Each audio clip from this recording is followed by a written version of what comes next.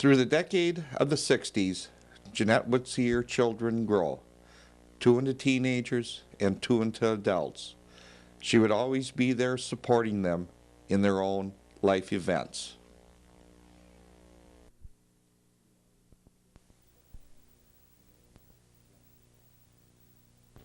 On April 12, 1961, Russian cosmonaut Yuri Gagarin became the first man in space.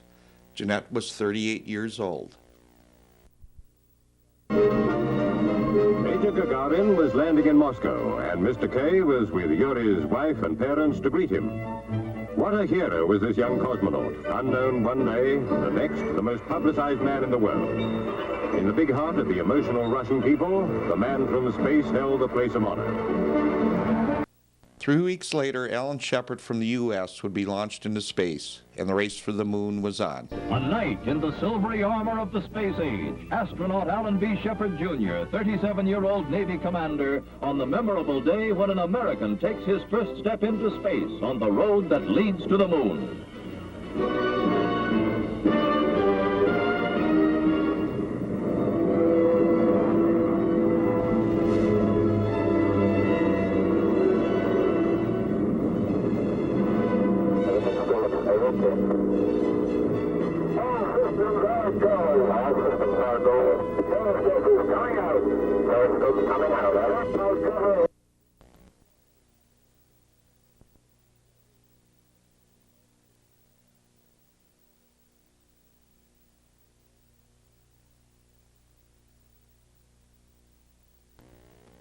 Jeanette was 41 on November 22, 1963, when President John F. Kennedy was shot and killed by a sniper's bullet while driving in a motorcade in Dallas, Texas.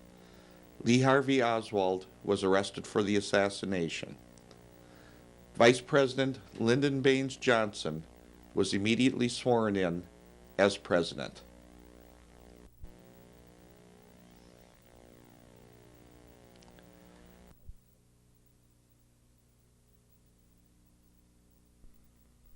This is a sad time for all people.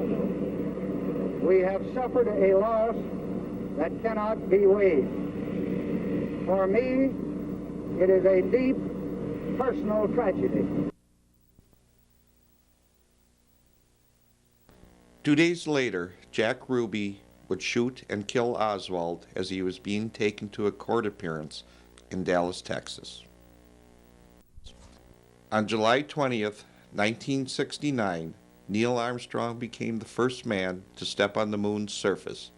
The space race started by the Russians had now been won by the United States. Jeanette was 46. A dramatic moment as the lunar module came into land, avoiding a deep crater and swooping down towards a safer landing site. The film camera was pointing out of the LEM's right-hand window. With only a few feet to go, lunar dust was clearly seen spraying up, disturbed by the rocket thrust.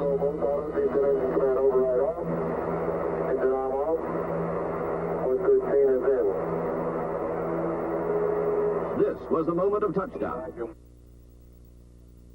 I'm at the foot of the ladder and step off the land now. It's one small step for man, one giant leap for mankind.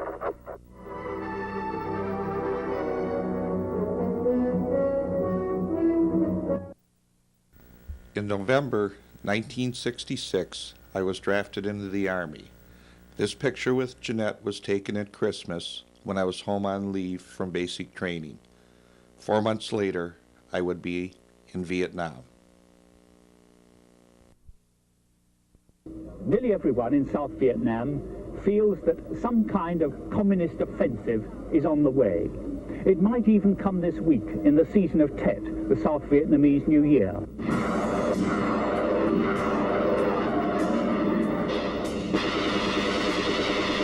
January 31st, 1968, marked the beginning of the end of the Vietnam War. Communist guerrillas shattered the Lunar New Year truce by launching a massive offensive throughout South Vietnam. The campaign began during the Tet holiday with a series of more than 100 coordinated attacks aimed at American and South Vietnamese troops. Vietnam. United States helicopter gunships backed up ground forces in a strong assault on a Viet Cong position only 3 miles from Saigon's Tan Son Nhut Air Base. U.S. and South Vietnamese forces headquarters are located on the airfield's perimeter. The communists had showered the HQ and surrounding area with rockets and mortar bombs. Troops followed up the advantage gained by the air support to knock out the VC.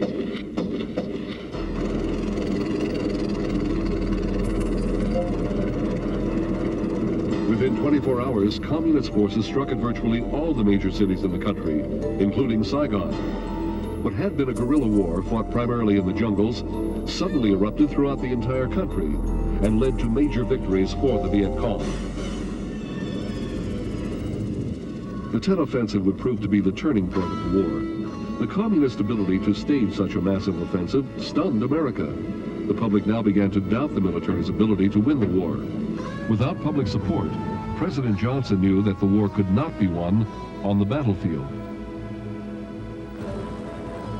In response to the attack, President Johnson initially dispatched an additional 10,000 combat troops to Vietnam.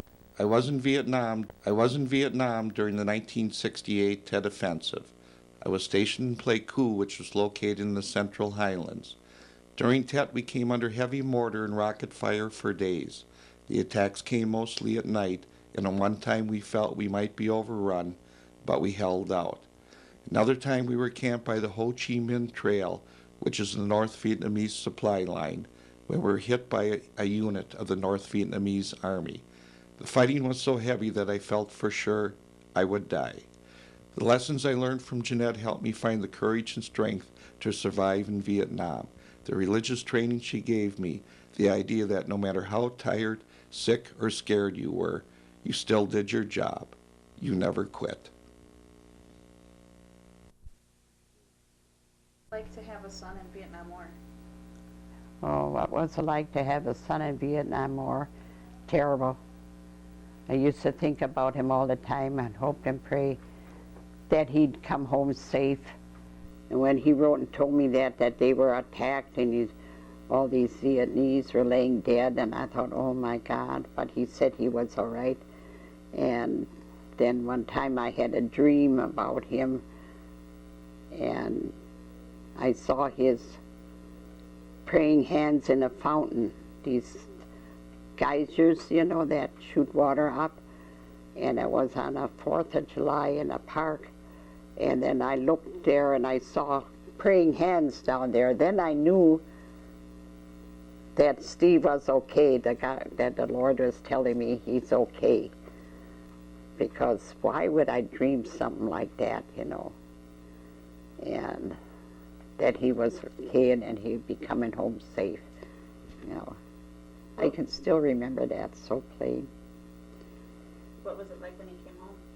And then I thought, when I saw his praying hands down there, then I thought, oh my God, how can he be alive way down there? You know, it seemed really, what was it like when he came home? It seemed good that I didn't have to worry no more. You know, I was glad that he came home safe. And it was just one of the lucky ones, you know, so many, you know, men didn't come home, you know, soldiers, for those parents, you know.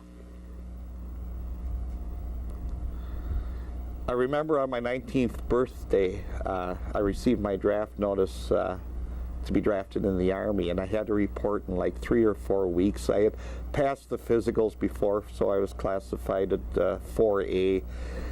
And at that time, a lot of kids were being drafted as soon as they turned 19. That was the earliest draft age at the time because they had the big buildup of men in Vietnam. And I went down to Missouri, Fort Leonard Wood, and I spent basic training there and an AIT, which is Advanced Individual Training. And then came home on leave in between, and then I had like a week or 2 leave after AIT. And I was in the Army about 3 months, and then I've got my orders to report to Vietnam. And I remember Ma's reaction then. It was something that she figured I had to do. She didn't react like, oh no, my poor son can't go, we got to keep him out. She grew up in an era of World War II, and she was a teenager and a young adult, and it was the thing to do. As in World War II, when the men went in to fight in the Army, she expected, even though I was her son and she hated to see me go, that it was my duty to go. That's just the way things were back then. That's the way Ma thought, that's the way people thought. And I know she was afraid for me and didn't want to see me go. I know the time that I spent over there, she always worried about me and was thinking about me. And I know in the letters I wrote, the letters that she wrote me, you knew she always cared for me and was waiting for me to get home. And I know it was a hard time in her life for her, you know, because being a son, I had been at home all the time. I wasn't at the age yet where I had moved out of the house, and she was used to me being gone. So she had taken care of me for 19 years, and all of a sudden I was in this war in some faraway land halfway across the world, where she probably didn't even know where it was, you know, in a place called Vietnam. And she took it very well, because at that time and during World War time, it was the thing to do. If there was a war and your country needed you, you went and did your duty. Even though it was hard for her, she accepted. And I remember after I spent my year in Vietnam, came back safely, and I remember flying into Mitchell Field, and I thought, well, what I'm going to do is I'm going to surprise Ma, and I'm not going to call her and have her pick me up at the airport. So I got a cab, and I took a cab all the way home. It was like, I don't remember what day it was, but at that time, I don't know if she worked second or third shift at Carnation or whatever, but it was like middle in the afternoon, and we pulled up front here, and I came through the back door, and I remember she was in the kitchen, and she was real surprised and happy to see me, and she was baking cookies or something, and I gave her a hug, and she was glad it was all over at the time. I was finally home, and she was really happy I had surprised her.